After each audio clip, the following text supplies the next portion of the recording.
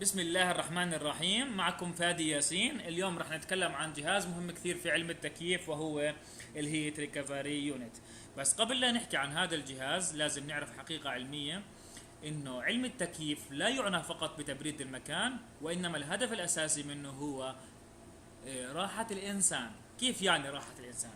يعني الحصول على درجة حرارة ملائمة للهيومن بينجز او للانسان او لعيش الانسان، ودرجة الحرارة هذه يدخل معها اللي هي درجة رطوبة مناسبة، وايضا وجود هواء نقي في المنطقة المراد خدمتها. خلينا نركز الآن على الهواء النقي ودخوله إلى المبنى. دخول الهواء النقي إلى المبنى، اتفقنا أنه شيء لابد منه على أساس يكون الإنسان الموجود داخل هذه المنشأة وهذا المبنى يشعر بالراحة. لكن هنالك بعض التحديات، أهمها انه هذا الهواء عندما يدخل الى المنشأة تكون درجة حرارته عالية نسبيا، خصوصا في اماكن زي دول الخليج. ناهيك عن انه هذا الهواء يكون محمل بالغبار والاتربة، وهذا يتنافى مع الهدف الاساسي من علم التكييف وهو راحة الانسان. وعشان نتغلب على هذه التحديات كان لابد من المهندسين الميكانيك استخدام جهاز زي الهيت ريكفري يونت.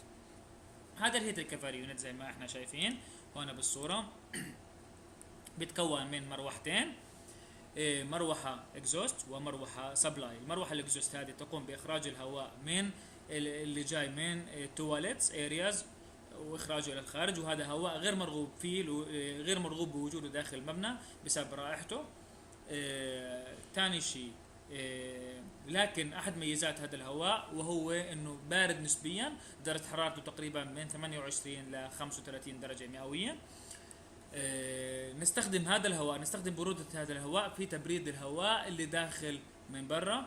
درجة حرارة هذا الهواء تقريبا من 48 ل 56 درجة مئوية.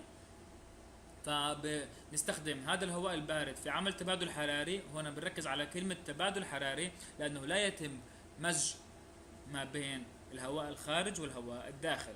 هذه عملية التبادل الحراري تضمن لنا تقليل درجة حرارة الهواء اللي داخل بنسبة لا تقل عن 30%. والآن حكينا الجزء الأول هو الإكزوست فان مستخدمها لإخراج الهواء من داخل المبنى، والجزء الآخر هو السبلاي فان نستخدمها لإدخال الهواء من الخارج إلى الداخل. وهنا بنلاحظ ما دام إنه عندنا في 2 فانز بالسيستم، معناته إنه الديزاين تبع هذا الجهاز سهل جدا، لأنه لا يعتمد لأنه كل واحدة أو كل فان تعمل في حيز مختلف تماما عن الآخر.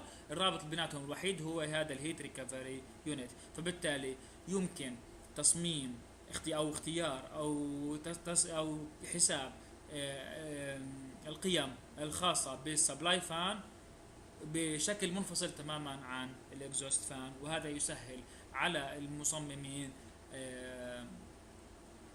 تصميم هذا الجهاز. الآن نيجي على النقطة الثانية أو التحدي الآخر اللي هو الغبار والأتربة. إحنا بنلاحظ هون الهواء الخارجي دخل من برا، لكن عندنا بيستقبلوا عندنا أول شيء الساند ترابلوفر، هذا اللي هو مصلة الرمال، تقوم بإخراج الرمال خارجا عن طريق آلية معينة سوف نقوم بشرحها لاحقا. وبيستقبلوا عندنا هنا الفلات فلتر والباج فلتر. فبالتالي هنا حصلنا على هواء نقي خالي من الغبار والأتربة، درجة حرارته مناسبة جدا للدخول إلى المبنى. ولكن خلينا نحكي شوي عن الساند ترابلوفر. من المهم جدا انه لازم نعرف انه الفيس اريا الخاصه بالهيت ريكفري يونت لا تعني انه هي تساوي الساند ترابلوفر اريا. الساند ترابلوفر اريا او مساحه الساند ترابلوفر تعتمد بشكل اساسي على الافشنسي تبعت الهيت ريكفري يونت. فبالتالي يجب اختيار الساند ترابلوفر من المصنع بما يتوافق مع الهيت ريكفري يونت، ولو كانت حجمها بالغالب حيكون اكبر من الفيس اريا، ويتم الربط بيناتهم باستخدام الجي اي شيت او الدكت وورك. هذا تقريبا اللي هو تكوين جهاز الهيت ريكفري. نيجي الان على طريقة تركيبه وين يوضع بالغالب. بالغالب هذا الهيت ريكفري يونت يوضع على الروف توب او على السقف او على السطح الخارجي للمبنى. هنا بنلاحظ هذا هنا الهيت ريكفري يونت، بيدخل الهواء من هنا، الهواء الفريش اير، ويعمل عملية تبادل حراري ما بينه وما بين الهواء اللي جاي من الاكزوست اللي جاي من الحمامات او التواليت، ويعمل عملية تبادل حراري بيناتهم، بيخرج الهواء هنا، وبخرج الهواء. شوف هنا الهواء الفريش اير داكت بيغذي اياتشو رقم 11 واياتشو رقم 14 واياتشو رقم 2. فبالتالي كل اياتشو حصلت على كمية الفريش اير المناسبة لها، وهواء فريش وخالي من الغبار والأتربة، وتقوم هي الاير هاندلنج بدورها بتزويد المبنى بهواء بارد وهواء نقي، مما يساعد على وصول درجة حرارة الحيز لدرجة حرارة مثالية ومريحة للأشخاص الموجودين بالداخل. الآن بدنا نحكي عن شيء مهم جدا، وهو ايش أهم الشغلات اللي لازم نعرفها علشان نبعثها للمورد عشان يعمل السلكشن المناسب بالهيت ريكفري يونت. واضح عندنا هون بهذا الجدول اللي هو الخاص بمشروع رياض بارك هيت ريكفري يونت RF اللي هي الروف فلور، وين المكان اللي بركب عليه الهيت ريكفري يونت. هنا بنلاحظ عندنا هذا الجزء الخاص بالسبلاي اير فان، وهذا الخاص بالاكستراكت اير فان. هذا السبلاي اير فان شوف هنا بنلاحظ انها 7300 لتر بر سكند الفلوريت تبعها، والاكسترنال ستاتيك بريشر 600. هنا بنلاحظ انه الاكستراكت اير مالوش علاقه الرقمين مع بعض، هذا 7300 وهذا 6300. وهنا بنلاحظ الستاتيك بريشر تبع الاكسترنال ستاتيك بريشر تبع الريتيرن داكت او الاكزوست فان يختلف عن الاكسترنال ستاتيك بريشر الخاص بالسبلاي، مما يعني انه هن مروحتين مختلفات تماما ما لهم علاقه في بعض.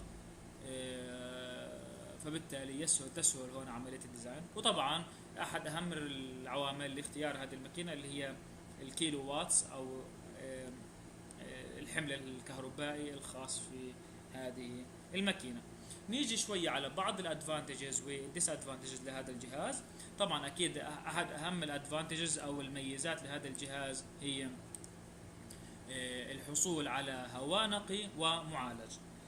اوكي، احد اهم السيئات لهذا الجهاز هي انه الكابيتال كوست تبعته عالي نسبيا، وفي بعض الاحيان كمية الهواء اللي خارج او المطرود غير كافي نهائيا لتبريد الهواء اللي داخل، فبنضطر في بعض الاحيان لزيادة برضو الكابيتال كوست باستخدام كولينج كويل سواء كان تشيلد ووتر او دي اكس لتعويض الحرارة او تعويض لانقاص درجة الحرارة بما يتناسب مع متطلبات المبنى.